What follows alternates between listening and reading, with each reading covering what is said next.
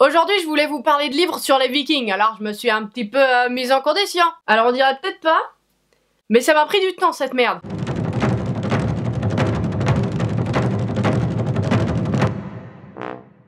Bonjour et bienvenue, ici votre bon vieux Jeannot. Cette semaine, on se retrouve avec un nouvel épisode de Tu as bien aimé cette série, tu vas adorer ce livre. Et j'avais donc envie de vous parler de Vikings. Vikings, c'est vraiment ma série favorite. Je trouve que c'est génial. Chaque épisode, on s'en prend vraiment plein la gueule. Donc si vous ne regardez pas, eh ben, je vous conseille fortement. Alors là, tout de suite, on est au milieu de la saison 5. On est sur une pause, potentiellement de plusieurs mois.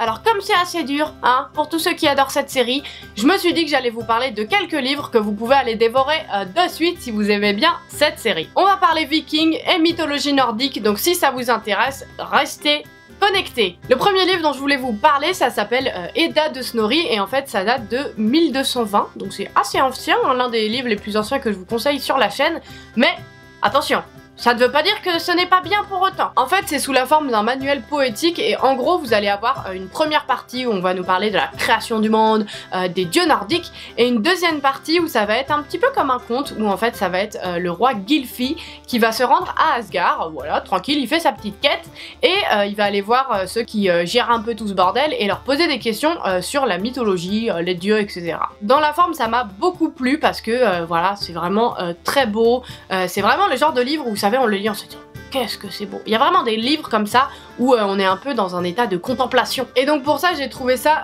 très cool. Je pense que c'est une très bonne introduction si on a envie de découvrir la mythologie nordique. Dans le style, ça m'a beaucoup fait penser au conte de Canterbury parce que voilà, pareil, c'est quelqu'un qui part un petit peu en quête et qui va poser des questions à d'autres gens. Et c'est vraiment beau, c'est bien écrit et c'est le genre de livre où je vous dirais on n'a pas envie de tout lire d'un coup parce que c'est quand même un petit peu lourd. Mais c'est le genre de livre qu'on apprécie de lire petit bout par petit bout. Si la mythologie nordique vous intéresse mais que vous voulez quelque chose d'un peu plus fun, d'un petit peu plus rigolo, je vous conseillerais la mythologie viking de Neil Gaiman. Neil Gaiman, il va donc s'inspirer de l'Edda, le premier livre dont je vous ai parlé juste avant, et il va le réécrire. Attention, il va pas le réadapter, il va juste en fait prendre ce conte et rajouter plein de petits détails et rendre ça plus rigolo et peut-être un petit peu plus simple dans la manière d'écrire. Ce qui m'a beaucoup plu et que j'ai découvert grâce à ce livre, c'est que les divinités nordiques, c'est pas tout noir, tout blanc, c'est des personnages vraiment très contrastés.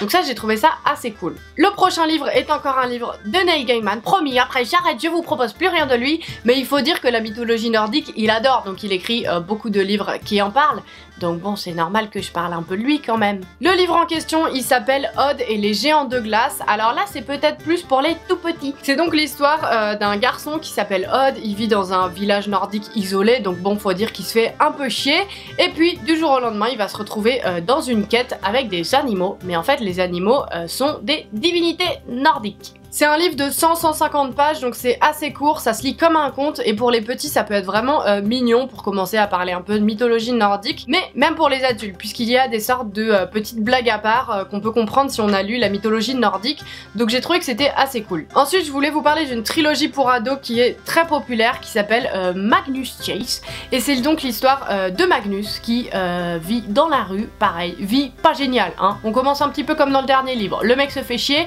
et puis il part dans une quête et là il va découvrir des trucs de dingue. Dans ce cas, Magnus, ce qu'il va découvrir, c'est qu'il est le fils d'une divinité nordique, donc bon, le choc, et il va donc se retrouver dans une aventure, rien n'a été prévu et il va se passer beaucoup de choses. Alors, pourquoi cette trilogie est cool?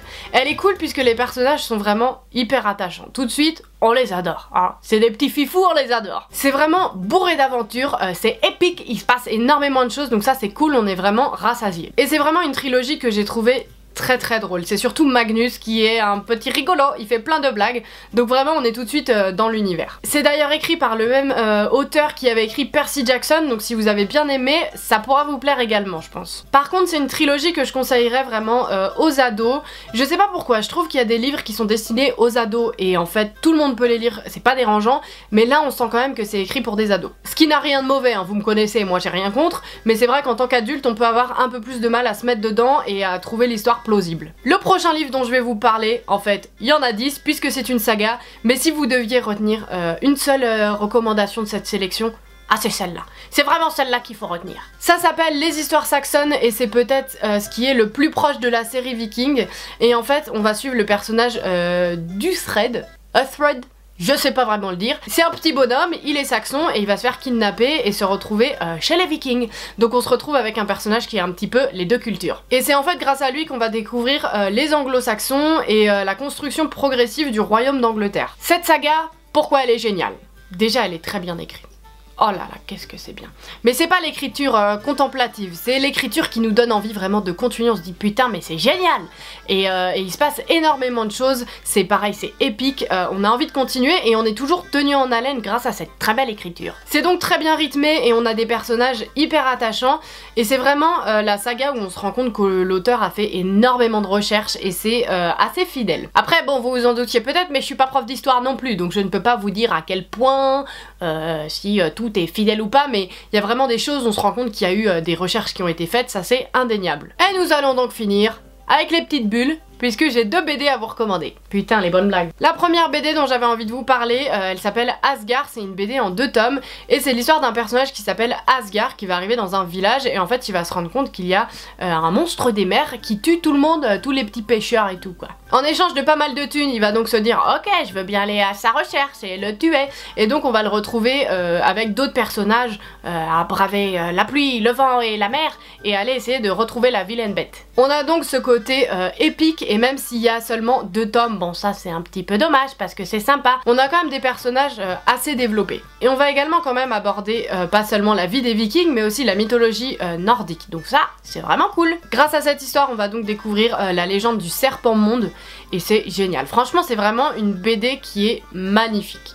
Les dessins sont beaux, les couleurs aussi, on s'en prend plein le faciès. Et la deuxième BD dont j'avais envie de vous parler, ça s'appelle La Saga des Brumes. Là c'est en un seul volume, donc c'est assez court également, hein. Je vous ai pas sorti des trucs avec 15 volumes, même si on aime bien aussi. C'est une BD qui va en fait aborder le thème de querelles entre différentes familles vikings, où en fait il y a quelqu'un d'une famille qui va aller tuer quelqu'un dans l'autre famille, et du coup on va se retrouver avec l'autre famille qui veut se venger de génération en génération. Et donc la famille qui risque de se faire buter, et ben elle va décider de partir et d'aller sur une île et de tout recommencer à zéro. Donc pareil, ça m'a rappelé quelque chose dans la série Viking, dont je ne parlerai pas plus pour ne pas spoiler les gens. C'est une BD que j'ai beaucoup aimée, qui se lit vraiment facilement, il y a de l'aventure, il y a des petits moments de réflexion, donc il y a vraiment un peu de tout, ça j'ai trouvé ça sympa. Et vraiment au niveau du dessin j'ai adoré, c'est vraiment le type de dessin que j'aime bien dans les BD, donc voilà, bah moi je vous recommande hein. C'est donc toutes les recommandations que j'avais pour vous aujourd'hui, des livres qui parlent de mythologie nordique et de Vikings, il y en a des tas et des tas, donc bon je ne peux pas tout vous dire en une seule vidéo bien évidemment. Après si vous avez des recommandations et vous pensez que j'ai oublié le livre dont il fallait parler, et bah dites-le moi dans les commentaires, si je ne connais pas j'irai la lire, et puis si j'en ai pas parlé c'est peut-être que j'ai pas trop aimé, donc on pourra en débattre dans les commentaires. Dans les commentaires je veux bien également savoir quelle est la prochaine série dont vous voulez que je fasse un épisode et vous parler de petits livres qui ressemblent, donc bon n'hésitez pas à me le dire, et puis à liker la vidéo, moi ça fait plaisir hein, comme ça je saurai que vous aimez bien quand j'ai des petites tresses dans les cheveux, et puis nous et ben on se voit la semaine prochaine. Allez, salut! J'espère vraiment que cette vidéo t'a plu. Si tu veux en voir plus, et bah tu peux regarder la vidéo de la semaine dernière et même te faire un petit marathon, hein, tu as le droit de faire ce que tu veux. Ici, tu peux t'abonner à la chaîne de Jeanne Solive, moi ça me ferait très plaisir. Et puis en attendant, bah si tu veux venir papoter, voilà tous mes réseaux sociaux.